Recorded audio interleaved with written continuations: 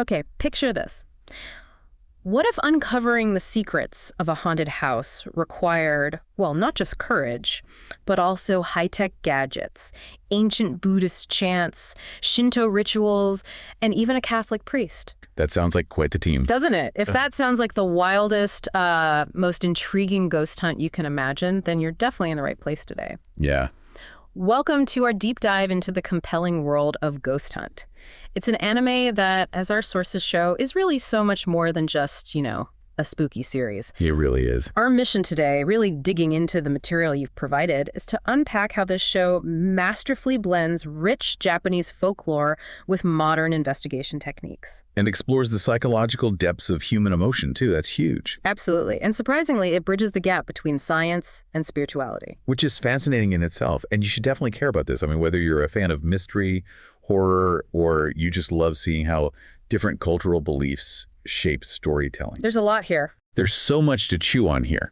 Get ready to see how traditional Japanese ghosts get reimagined for, like a procedural narrative.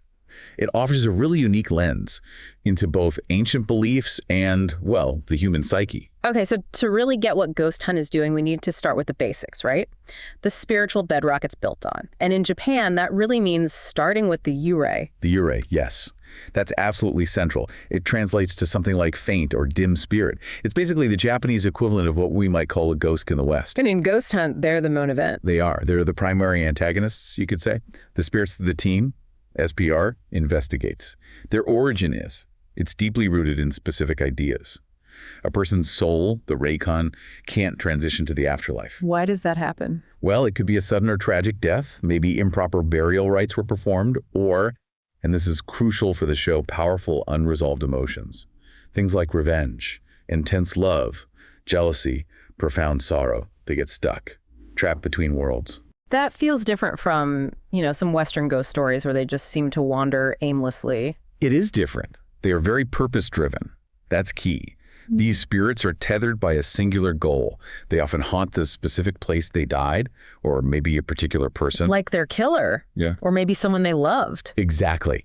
And their haunting continues until that purpose is fulfilled, or maybe until they're pacified through some kind of spiritual intervention. This whole idea, it's the narrative engine of Ghost Hunt. It drives every single case. And when you say yūrei, I immediately think of those chilling images, that specific look. Can you talk about how that visual became so iconic? Oh yeah, the look is instantly recognizable, isn't it? It was largely codified back in Japan's Edo period. Yeah. You see it in ukiyo-e woodblock prints, and also in kabuki theater. Right.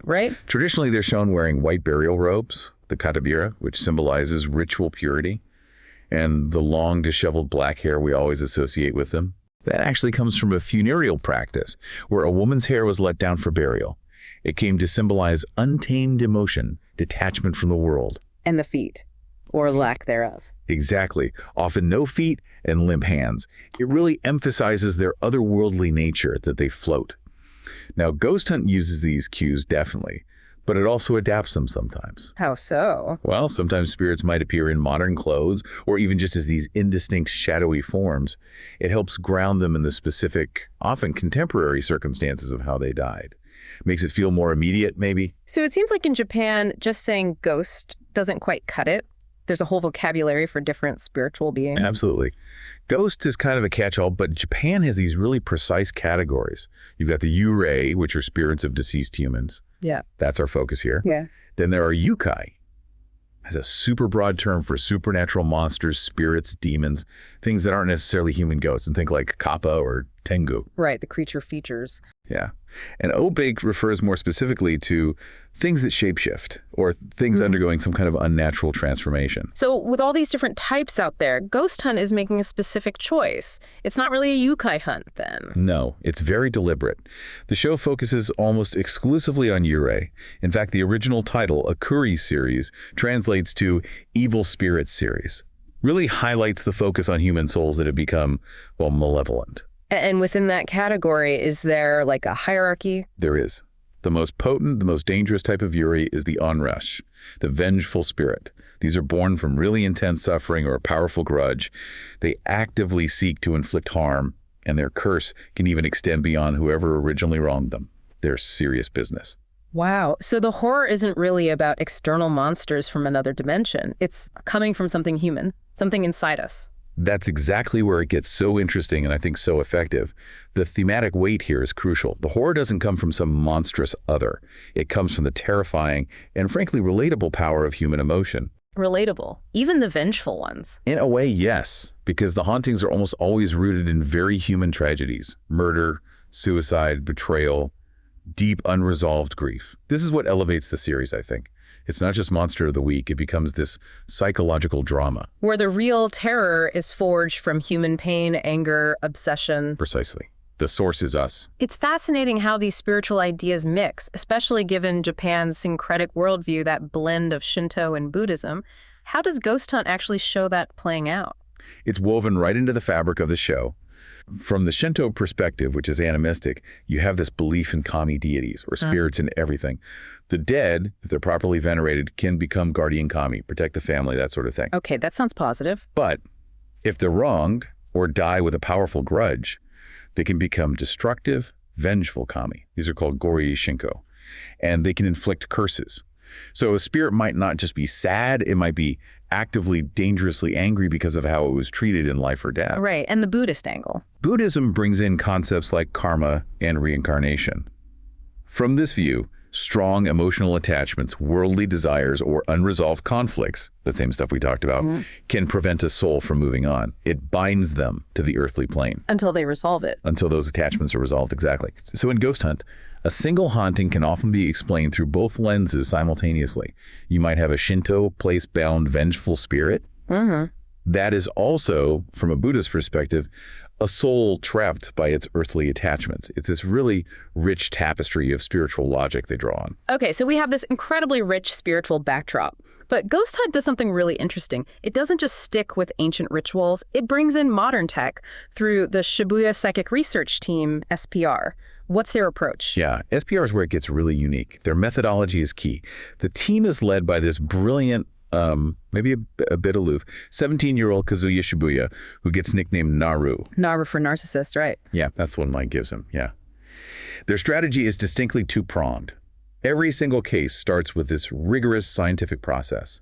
They deploy modern tech infrared cameras, motion sensors, thermographic cameras, EMF meters, sensitive microphones. The whole ghost hunting toolkit we see on TV. Pretty much, yeah. Collecting objective, empirical data. It really mirrors how real-world paranormal investigators work, or at least how they present themselves. What I find really compelling is that they start skeptical. They don't just jump to, it's a ghost, right away. Absolutely not. That initial skepticism is crucial. It establishes a baseline. First, they try to eliminate all natural explanations, like in the evil spirits all over case, Naru's first thought is maybe land subsidence is causing the weird noises. Okay, practical. Very. It's only when the phenomena escalate, when things happen that science can't explain, that they start accepting the spiritual dimension and this constant back and forth. Science versus spirit. Exactly. It creates this dialectic, this tension between scientific evidence and spiritual faith. It's always questioning the limits of rational understanding. The show also seems really careful about defining its terms. It builds this whole paranormal lexicon. It does, and it's surprisingly consistent. It gives structure to all these phenomena and abilities. So when they're dealing with spirits, there's a really important distinction made. Right. You have exorcism, or yūrei. This is the forceful destruction or expulsion of a spirit. It's aggressive. Think of the Buddhist monk on the team, Takigawa. That's often his approach. Right, the heavy hitter. Then you have purification, or yūrei. This is more compassionate. It's about persuading the spirit to let go, find peace. The medium, Masako Hara, works this way. She actually considers forceful exorcism to be like murder. Wow, that's a strong statement. Creates real moral tension. Definitely. And that kind of distinction carries over into the psychic abilities too. How so? Well, they categorize psychic abilities into two main branches, and it's apparently rare for someone to have both. First, there's PK, or psychokinesis. That's influencing the physical world with your mind. They even subdivide it, PKST, PKMT, PKLT. And Naru has this. Naru is a powerful PK user, yes. Yeah. But using it takes a heavy physical toll on him. It's dangerous. And the other branch. That's ESP, or extrasensory perception. Perceiving things beyond the normal five senses. Telepathy, clairvoyance, spiritual intuition, they call it Reikin. And that's what Mai fits in. That's Mai. Our protagonist, Mai Taniyama. She has these latent powers, mostly showing up as retrocognition in her dreams, seeing the past and also out-of-body experiences. Looking at the SPR team itself, it's not just one kind of expert, is it? It feels like this super group almost, each with a totally different angle. How does that mix actually work in their investigations? It's one of the coolest parts of the show, I think. Yeah. The team is basically a microcosm of different belief systems, all forced to work together. And initially, it's not smooth sailing. There's rivalry, skepticism. Ayako, the Shinto priestess, clashes with Takigawa, the Buddhist monk, and both of them often butt heads with Naru's hardcore rationalism. So they don't just instantly mesh. Not at all. But as the cases get more serious, more dangerous, they realize they have to collaborate. They learn to compensate for each other's weaknesses. It's like a paranormal justice league, you know? Right. Everyone brings their unique skill. That's a great way to put it. What does that kind of team up suggest about the show's bigger message? I think it's a really powerful metaphor for pluralism.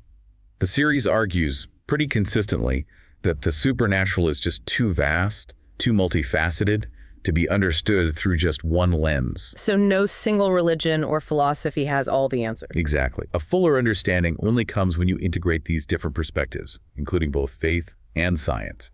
The team's journey from being rivals to this cohesive unit really symbolizes that. Can you quickly run down who's who again? Sure. You've got Kazuya Naru Shibuya, parapsychologist, science guy, latent PK. My Taniyama high school student, our empathic ESP user. Linkujo Izanonmuji does exorcisms, summons spirit familiars called Shikigami. Okay. Takigawa, the Buddhist monk, does forceful yūrei. Ayako Matsuzaki, the Shinto priestess, or Miko, does purification yūrei. And her power is boosted by trees, interestingly. Quirky detail. And there's John Brown, a Catholic priest from Australia, does Christian exorcism, which is noted as non-harmful to possessed hosts. And Masako Hara, the elegant spirit medium, communicates with spirits, also focuses on purification. It's quite the lineup. It really is. Okay, let's dig into some actual cases. That's where we really see this blend of folklore and investigation come alive. Where should we start? Let's kick off with The Dollhouse. It's such a good example of adapting folklore into modern horror. SPR investigates this house, lots of poltergeist activity, and it seems centered on a little girl and her doll, Minnie. Creepy dolls, always effective. Always. They uncover spirits of several children and also this malevolent mother ghost. The doll, Minnie, pulls on a couple of ideas. One is tukumogami, the belief that objects can acquire spirits after 100 years. Okay. And also hinagami, which are spirits specifically bound to dolls. So the doll becomes this vessel for spiritual energy, playing on that whole creepy doll trope. But the main thread is the mother's spirit. Absolutely. She's basically a modern take on the Ubium archetype, the ghost of a woman who died in childbirth or died deeply worried about her child. In this version, the mother's spirit can't accept her own child's death. So she tries to replace them. Yeah, she tries to adopt other children in the house, but her love is so twisted by grief, it becomes this possessive, dangerous, even murderous force. It's a really chilling look at how profound grief can become. Yeah. Well, supernatural. A contagion. Wow. Okay, so that's grief. What about the bloodstained labyrinth? That one sounds darker. It seems to push things further. Oh, it definitely shifts into more graphic territory. And it's a brilliant example of cultural blending in horror. The team is investigating this bizarre, maze-like mansion. It's haunted by Yūrei, a man who, in life, murdered people and bathed in their blood, hoping for immortality. Yikes. Oh. Now he's this vampiric spirit. He's a perfect example of an on-rise, active, intelligent, malevolent, still driven by the same awful desires he had when he was alive. And the cultural blending. It fuses Japanese and Western horror tropes seamlessly. Yūrei's blood bathing directly references Elizabeth Bathory, the Blood Countess. His vampiric nature obviously evokes Dracula. And the mansion itself gets compared to the Winchester Mystery House. So it pulls from everywhere to create this ultimate nightmare figure. Pretty much. It makes Yūrei feel universally terrifying. It suggests that this kind of human depravity, the potential for it, isn't confined to one culture. Thematically, it's this really dark parable about the corrupting influence of wanting immortality at any cost. But Ghost Hunt doesn't always go for ghosts, does it? Sometimes it pulls a fast one, and the source isn't even dead. Those human source cases must really throw people off. They totally do. Cases like File 1, Evil Spirits All Over, and File 3, After School Hexer. They drive home the point that living people can be just as powerful a source of paranormal stuff as ghosts. Sometimes more so. So Evil Spirits All Over, what was the source there? That was the one set in my school, all this poltergeist activity, things flying around, noises. Turns out not a ghost. It was the latent, uncontrolled psychokinetic ability, PK, of this lonely student, Kuroda. So just raw emotion manifesting. Exactly. It taps right into modern parapsychological theories suggesting poltergeist activity often comes from subconscious PK, especially in troubled adolescents. Stress, isolation, it fuels it. An after-school hexer. Similar idea. Similar principle, yeah. You have these frightening events, curses happening in a high school. The culprit is revealed to be a student using dolls as effigies to channel her anger and lash out. Like voodoo dolls. Sort of, yeah. It's adapting sympathetic magic principles. Reminds you of traditional Japanese curse rituals, like Ushi no Kokumairi, where you nail a straw doll, worn in Jikurania, to a sacred tree at the hour of the ox. So the big takeaway from these cases. It's that human emotions, stress, loneliness, malice, sheer rage is arguably the ultimate supernatural force in this world. These cases beautifully blur the line between the natural and supernatural, grounding the horror right back in human psychology. We've covered the spirits, the science, the cases, but these investigations are also deeply personal journeys for the characters, aren't they? How do Mai and Naru change through all this? Let's start with Mai. Oh, their character arcs are absolutely central. Mai Taniyama starts off as this pretty ordinary high school student. She's kind of our eyes and ears initially, the audience surrogate, sharing our curiosity and, frankly, our fear. Right, we experience it through her. But her role evolves really quickly as her latent empathic ESP starts waking up. She begins having these post-cognitive dreams, seeing flashes of past tragedies related to the cases. Crucially, she feels the spirit's pain. So she becomes the emotional heart of the team, a counterpoint to Naru's cold logic. Exactly. She's the empathic counterpoint. And more than that, she becomes a literal bridge. Her dreams often feature this guiding figure who looks like Naru, who's eventually revealed to be his deceased twin brother, Jin. So Mai becomes this connection, this literal link between the world of the living and the world of the dead. Her journey is all about learning to trust that intuition, understand that empathy isn't a weakness, it's a vital investigative tool. And Naru, our brilliant, often frustratingly aloof leader. There's way more going on beneath the surface with him, isn't there? The haunted hunter, you called him. It's the perfect label for him. He's first presented as this total narcissist, hence the nickname a skeptic, a rationalist, demanding hard evidence above all else. That's the Naru we meet first. But it's a facade. A massive subversion. He's actually Oliver Davis, this world-renowned paranormal researcher. Right. And he's not just a researcher, he's an immensely powerful psychic himself, a PK user. Whoa. So why is he even in Japan running SPR? It's entirely personal. His whole operation there is a deeply personal supernatural quest. He's trying to find his twin brother, Jin, who was murdered. He's using his own psychometric abilities to try and locate him. Okay, that changes everything. So his coldness, his scientific rigor, it's not just about debunking things, it sounds like a shield. You've absolutely nailed it. His rigor isn't about disproving the supernatural. He knows it's real. It's a necessary filter. He has to filter out overwhelming psychic noise because of his own abilities.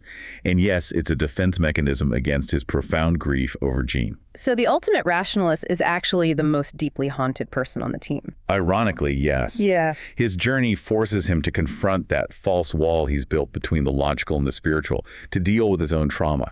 And Mai's empathy, her presence, is actually pretty instrumental in pushing him towards that. When you put it all together, the folklore, the science, the different experts, these character journeys, what's the core message Ghost Hunt leaves us with? It really synthesizes beautifully. Think about how cases get solved.